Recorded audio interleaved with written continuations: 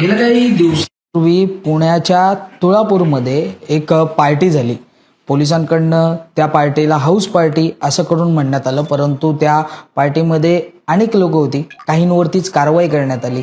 याचाच आक्षेप रोहिणी खडसे ताई आहेत त्यांनी घेतल्या. आणि एकंदरीत आपण जर पाहिलं तर यापूर्वी देखील त्यांच्या मिस्टरांसंदर्भात देखील अशाच पद्धतीचे आरोप करण्यात आले आणि त्याच नंतर त्यांच्यावरती देखील कारवाई करण्यात आली. त्या संदर्भात त्यांनी एक ट्विट केलं होतं. ते ट्विट तुम्ही केलंच, परंतु नेमका या संपूर्ण दोन्ही प्रकरण जर पाहिली तर या प्रकरणामध्ये कुठे राजकीय हस्तक्षेप तुम्हाला वाटतं? एकतर पुण्यामध्ये तुळापूर सारख्या पवित्र ठिकाणी अशा पार्ट्यांना परवानग्या किंवा अशा पार्ट्या होतातच कशा, आणि जर त्या होत असतील तर पोलीस यंत्रणा काय करते हा प्रश्न आहे. महापुरुषांच्या अशा पवित्र ठिकाणी जर हे असले धंदे पुण्यासारख्या ठिकाणी होत असतील तर खरंच हे दुर्दैव म्हणावं लागेल महाराष्ट्राचं. जेव्हा आम्ही त्या कारवाई संदर्भामध्ये मीडियाच्या माध्यमातून बघितलं तेव्हा 178 लोक एकत्र येऊन एका घरामध्ये पार्टी करत होते, ज्या पार्टीला पुणे पोलिसांनी हाऊस पार्टीचं नाव दिलं. ते ऐकल्यानंतर मला आठवलं की प्रांजलच्या केसमध्ये जिथे 4 ते 5 लोक एकत्र आले होते तिथे त्यांनी रेव पार्टीचं नाव दिलं. पुणे पोलिसांनी त्याला रेव पार्टी म्हटलं. आणि जिथे 156 किंवा 178 लोक एकत्र येतात तेव्हा ती हाऊस पार्टी असते. बरं, 178 लोक तिथे असताना फक्त 78 लोकांवरतीच कशी कारवाई होते आणि त्यातल्याही फक्त 29 लोकांचीच टेस्ट कशी होते? त्या पार्टीमध्ये अंमली पदार्थांचं सेवन करण्यात आलंय, तर अशा पार्टीमध्ये 178च्या 178 लोकांवरती कारवाई होणं गरजेची असताना फक्त 78 लोकांनाच तिथे कारवाई का होते? बाकीच्या लोकांना कोणते निकष लावून सोडण्यात आलेलं आहे या बाबतीतही काहीच कोणाला माहिती नाहीये. कारण तिथला एकही व्हिडिओ किंवा एकही फोटो हा पुणे पोलिसांकडनं बाहेर आलेला नाही. पण प्रांजलच्या केसमध्ये मी जे बघितलंय की रेड टाकण्यापासूनचे व्हिडिओज, तिथले मेडिकल चेकअप पासूनचे व्हिडिओ, हे सगळे व्हिडिओ सोशल मीडियावरती पोस्ट करण्यात आले होते किंवा बाहेर आले होते. ते कसे काय हे पोलिसच सांगू शकतील. पण ह्या केसमधला एकही व्हिडिओ किंवा एकही कागद बाहेर आला नाही. मग तिथले व्हिडिओज का बाहेर आले नाहीत? किंवा तुम्ही जी कारवाई केली त्या कारवाईचे व्हिडिओज किंवा फोटोज का बाहेर आले नाहीत? का तिथे कुठले धनदांडग्यांची मुलं होती का आमदार खासदारांची मुलं होती की ज्यांना पाठीशी घालण्याचं काम तुम्ही करता आहात?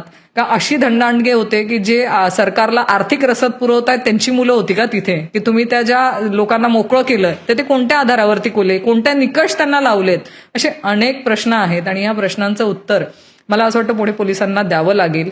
एकतर ॲडिशनल SP साहेबा ज्या लगेच त्या कारवाईनंतर बाहेर येऊन मीडियाला त्यांनी जे बाईट दिले ते बाईट मी ऐकलं. त्यामध्ये त्या म्हणाल्यात की ह्या पार्टीला एक्साईज डिपार्टमेंटची परवानगी होती. पण हे असं होऊ कसं शकतं? एक्साईज डिपार्टमेंट परवानगी देऊ कसं शकतं जर त्या पार्टीमध्ये अंमली पदार्थ वापरले जात असतील किंवा त्याचं सेवन केलं जात असेल? आजही प्रश्न पुणे पोलिसांना किंवा सरकारला तोच आहे की अंमली पदार्थांचं सेवन करण्यासाठी किंवा एक्साईज डिपार्टमेंटला असे पार्ट्यांना परवानगी देण्याचा अधिकार आहे का? मग या गोष्टीची सखोल चौकशी होणं गरजेचं आहे. बरं, तशी परवानगी जर तुम्ही म्हणतायत की त्यांना दिली आहे तर मग ते अधिकारी कोण की ज्या अधिकाऱ्यांनी तुळापूर सारख्या पवित्र ठिकाणी अशा पार्टीला परवानगी दिली? मग त्या अधिकाऱ्यावरती सरकार कारवाई करणार आहेत का? आदरणीय सुनेत्रा वहिनी त्या अधिकाऱ्यांवरती कारवाई करणार आहेत का? कारण अशा पवित्र ठिकाणी जर अशा पार्ट्यांना परवानगी सरकार देत असेल तर सरकारांना महापुरुषांच्या विचारांचा काही घेणं देणं नाहीये हे नक्कीच यातनं सिद्ध होतं. बरं, जे लोक तुम्ही मोकळे सोडलेत, फक्त 78 100 लोक जे तुम्ही मोकळे सोडलेत ते कोणाच्या आधारावरती? तुम्हाला तो अधिकार आहे का? जर तिथे अंमली पदार्थांचं सेवन होत होतं तर तुम्ही सगळ्या 178 लोकांना गुन्हेगार करणं, त्यांच्यावर कारवाई करणं गरजेची होती, त्यांच्या टेस्ट करणं गरजेच्या होत्या, त्यांना अटक करणं गरजेची होती. मग ही मेहरबानी पुणे पोलिसांनी का दाखवली?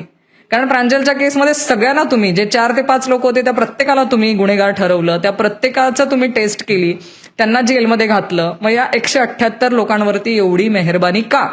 मला पुणे पोलिसांना जो प्रश्न आहे, माझी विनंती आहे की आदरणीय सगळे तिथले CP साहेब असतील किंवा मुख्यमंत्री महोदय असतील, ह्या अनेक प्रश्नांची उत्तरं मला नक्की देतील की अशी मेहरबानी का त्या लोकांवरती होऊन राहिली आणि ही जी कारवाई दाबण्याचा प्रयत्न होतोय ते का होतोय?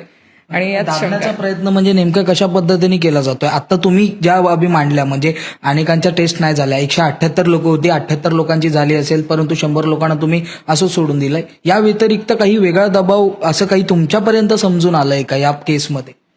मला जे प्रथम दर्शनी दिसतंय तर ते याच्यामध्ये नक्कीच कुणीतरी धनदांडगे किंवा आमदार खासदारांची मुलं किंवा मंत्र्यांची मुलं असण्याचा मला नक्कीच संशय त्याच्यामध्ये वाटतोय.